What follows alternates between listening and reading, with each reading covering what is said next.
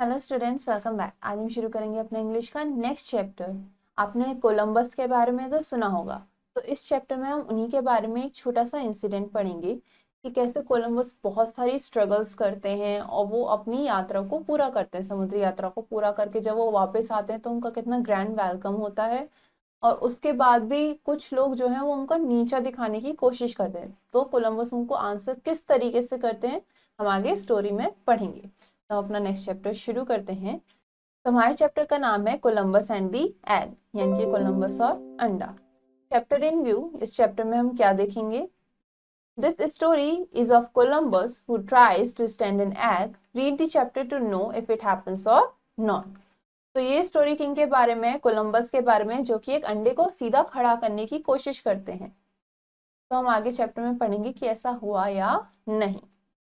Many discoveries seem so simple when they have been explained that we often wonder why we did not think of them ourselves. Sometimes we even belittle the original discoveries, saying that he has done nothing extraordinary.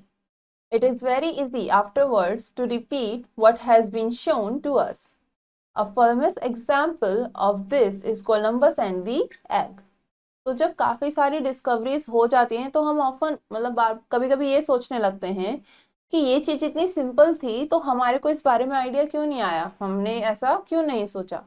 और कुछ समय हम इसको, दूसरे के achievement को, दूसरे की डिस्कवरी को छोटा बताने लगते हैं, उसको भी लिटिल करने लगते हैं, उसको छोटा करने लगते हैं कि जो ओरिजिनल डिस्कवरी है वो कोई इतनी बड़ी चीज है ही नहीं, कोई भी कर सकता है, इतना कुछ एक्स्ट्रॉर्डिनरी नहीं है। लेकिन वो एक बार हो चुकी है इसीलिए अब वो हमें आसान लग रही है। ठीक है, तो इसी चीज का एक फेमस एग्जांपल काय का है, एक फेमस एग्जांपल है कोलंबस और एग की story. This can not be appreciated fully without remembering the early struggles of Columbus to raise money for his historic voyage. लेकिन इसको आप तब तक अप्रिशिएट नहीं कर पाओगे जब तक आपको फुल्ली ये ना पता होगी कोलंबस किन किन स्ट्रगल से गुजरे थे जब वॉयज से पहले, यानी कि समुद्री यात्रा से पहले उन्होंने क्या क्या स्ट्रगल्स ली, क्या क्या स्ट्रगल्स झेली। For years, Columbus had tried in vain to persuade the rulers of European countries to find him a fleet of ships and to provide him with supplies. He spent more than 6 years in Spain trying to get help from Ferdinand, King of Spain, and his wife Isabella. तो काफी सालों तक Columbus try करते रहे persuade करने की कहाँ के यूरोपियन कंट्रीज के रूलर्स को कि वो उनके लिए कुछ शिप्स ढूंढे ताकि उनको हेल्प हो सके और उनको नेसेसरी सप्लाईज के साथ प्रोवाइड करें। ऐसे ही 6 साल उन्होंने स्पेन में बिता दिए वहां के राजा और रानी को इसी चीज के लिए मनाने के लिए। During this time he had to put up with great hardships, poverty and even ridicule. और इस दौरान उनको बहुत सारा मजाक बनाया गया, उन्होंने गरीबी भी देखी और काफी हार्डशिप्स उन्होंने झेली। At last, he decided to leave Spain forever. Just as he was making arrangements for his departure, he heard that the queen wanted to know more about his proposals. तो आखिर में उन्होंने डिसाइड करा कि वो यहाँ से सब छोड़कर चले जाएंगे। और जैसे ही वो सारे अरेंजमेंट्स करने लगे, सारी चीजें जमा करने लगे, अब जाने की तैयारी करने लगे, तभी उनके पास बुलावा आया किसका? रानी का, कि वो इस प्रपोजल के बारे में और चीजें जानना चाहती हैं। Columbus eagerly explained to her what he hoped to do and what he would need for it. To his great joy, the queen gave orders for the expedition to be fully equipped. On 3rd August 1492, Columbus had his fleet sailed away in search of land to the west. तो Columbus ने रानी को बहुत अच्छे से बताया कि वो क्या, उनका क्या प्लान है, क्या वो करना चाहते हैं और उसके लिए क्या क्या उसे जरूरत है। और क्वीन ने ऑर्डर्स दिए कि उनकी सारी चीजों को देखा जाए, उनको ये सब चीजें प्रोवाइड करी जाए। तो 3 अगस्त को 1492 में उन्होंने फाइनली अपनी शिप्स को सेल किया। कोलंबस अपना फ्लीट लेके गए किसकी सर्च में? लैंड ऑफ द वेस्ट की सर्च में। The voyage was a great success. On his return, Columbus received a tremendous welcome. तो जो उनकी समुद्री यात्रा थी वो काफी सक्सेसफुल रही और वो जब वापस आए तो उनका बहुत अच्छे से स्वागत भी किया गया। Wherever he went, he was acclaimed a national hero. अब वो जहां भी जाते थे उनको एक नेशनल हीरो बताया जाता था. He was received at the court of Barcelona by the king and queen. और उनको बार्सिलोना में भी वहां के राजा रानी ने उनका अपने कोर्ट में स्वागत किया. They were seated on their thrones, specially placed outside so that all could see the ceremony. Princes, nobles, and clergy were all present. As Columbus was about to kneel before them, the king raised him and ordered him to be seated, a very great honor at the court. तो जो thrones थे यानी कि जो सिंहासन थे राजा रानी के, उनको बाहर लगाया गया था ताकि सब लोग ये सेरेमनी देख सकें. जो फेस्ट मतलब जो सेलिब्रेट किया जा रहा है ये सब वो देख सकें. तो राजकुमार, कई सारे नोबल्स और कई सारे प्रीस्ट जो थे वहां पर आए थे, सब वहां पर प्रेजेंट थे. तो जैसे ही कोलंबस उन सबके सामने बैठने लगे, यानी कि एक तरीके से घुटनों पर बैठना, सामने वाले को रिस्पेक्ट देना जो आपके हायर पोजीशन पे है, वैसे ही राजा ने उन्हें वहां से उठाया और वहां पर बैठने के लिए कहा, अपने कोर्ट में बैठने के लिए कहा, जो कि काफी बड़ा ऑनर होता है. The Cardinal of Spain, the head of the church, honored Columbus by holding a banquet for him. और जो next in line to pope थे स्पेन के और हेड के जो चर्च थे, उन्होंने कोलंबस के लिए एक बैंक्वेट भी अरेंज किया. It was attended by grandees, rich landowners, courtiers and clergymen. और जिनको बहुत सारे अमीर लोगों ने, कोर्टियर्स ने और प्रीस्ट ने अटेंड किया. Among them were many who could not endure that foreigners should have acquired so much glory, not only for the Spanish kingdom, but also for the other nations of the world. तो वहां पर कुछ ऐसे लोग भी मौजूद थे जिनको उनकी सक्सेस बर्दाश्त नहीं हो रही थी कोलंबस की, जिनको ये न्यू नहीं था कि एक फिरंगी आकर इतनी सारी ग्लोरी उसको रिसीव हो रही है, उसको स्पेनिश किंगडम उसको इतना रिस्पेक्ट कर रहा है, उनके लिए बैंकेट्स लगाए जा रहे हैं, उनका इतना अच्छा स्वागत हो रहा है, इवन स्पेन में नहीं पूरे वर्ल्ड में. The subject of the conversation was the topic of the day, the Indies.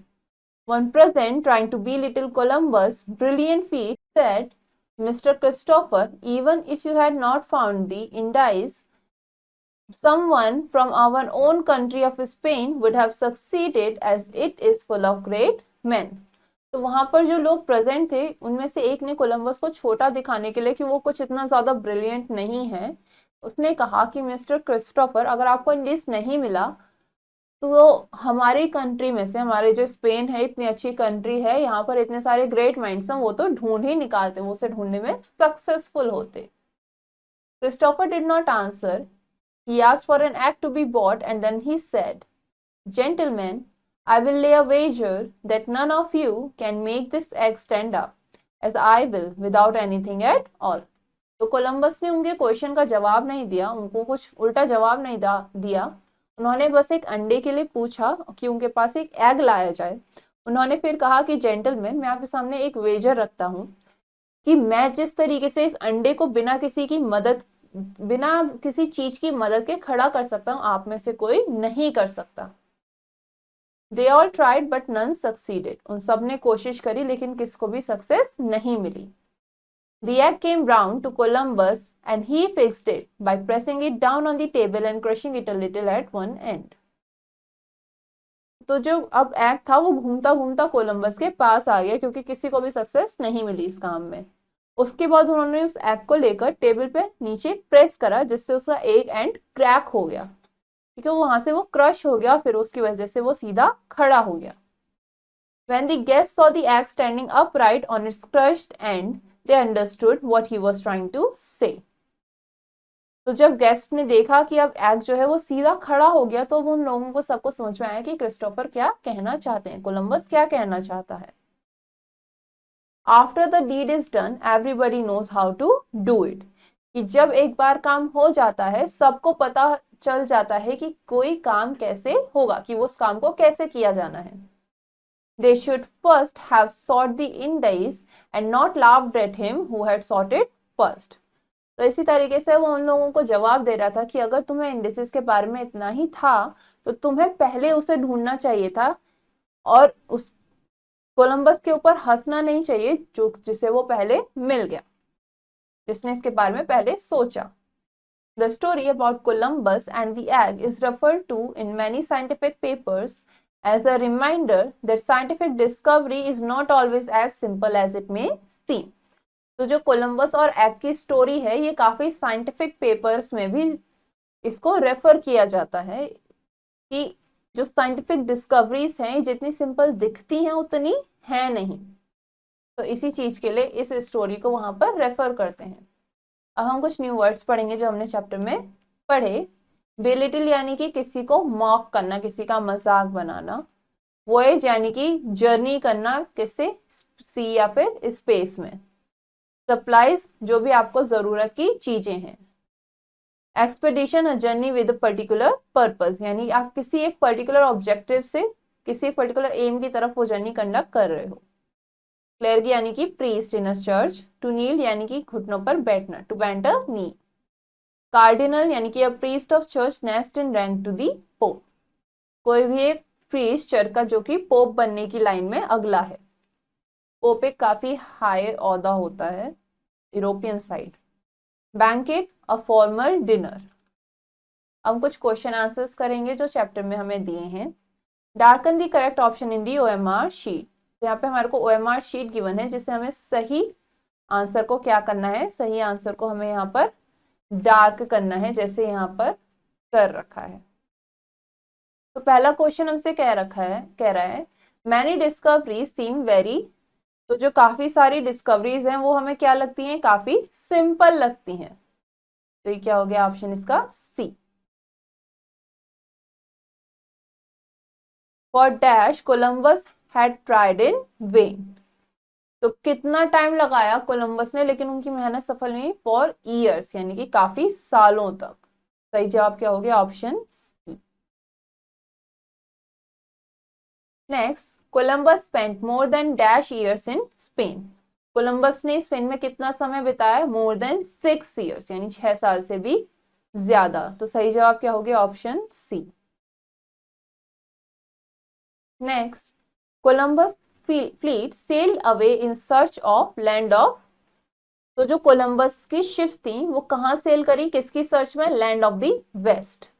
तो जवाब क्या हो गया option D. Next, Columbus had to put up with great.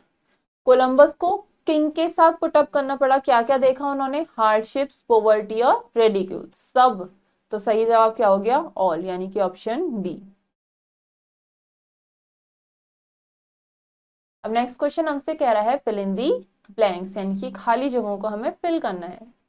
Sometimes we even, मतलब कभी कभी हम क्या करते हैं, be little the original discovery. जो ओरिजिनल डिस्कवरी उसको छोटा बताने की कोशिश करते हैं, उसका फन बनाते हैं। Columbus tried to persuade the rulers of dash to find him a fleet of ships. तो कोलंबस कहाँ के रूलर्स को परसुएड कर रहे थे फ्लीट ऑफ शिप्स के लिए, यूरोपियन कंट्रीज के। तो सही जवाब क्या हो गया यूरोपियन कंट्रीज।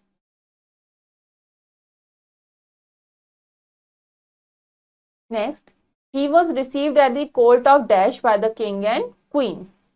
तो कोलंबस कहाँ गए थे जहां पर उनको राजा और रानी ने रिसीव किया, उनको कौन से कोर्ट में रिसीव किया, बार्सिलोना के।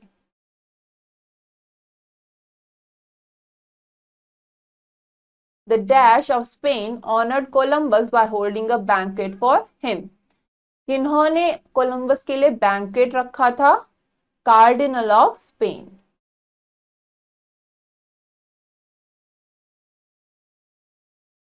The story about Columbus and the egg is referred to in many dash papers. तो जो कोलंबस और एग की स्टोरी है ये कहाँ रेफर करी जाती है, काफी साइंटिफिक पेपर्स में।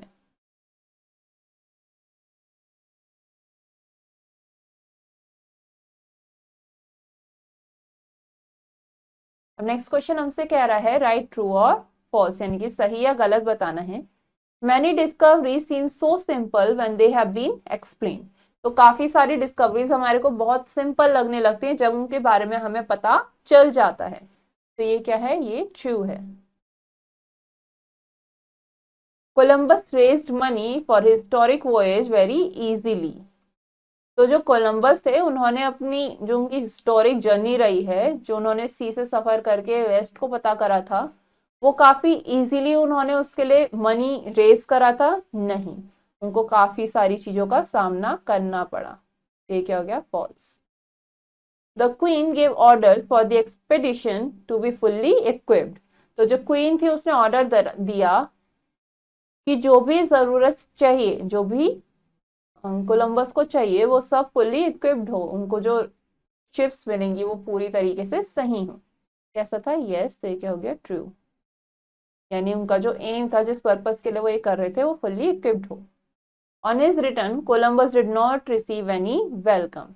जब कोलंबस वापस आए तो उनको किसी ने भी वेलकम नहीं किया, उनको वेलकम रिसीव नहीं हुआ। फॉल्स। ये गलत है। He received a tremendous welcome.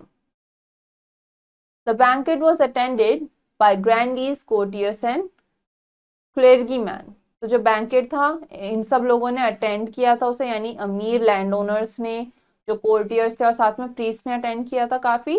हाँ, तो ये क्या हो गया? ट्रू। अब आगे के क्वेश्चंस आप लोग खुद करेंगे ताकि आप चैप्टर को और अच्छे से समझ सको। हमारा ये चैप्टर यहीं पे खत्म होता है।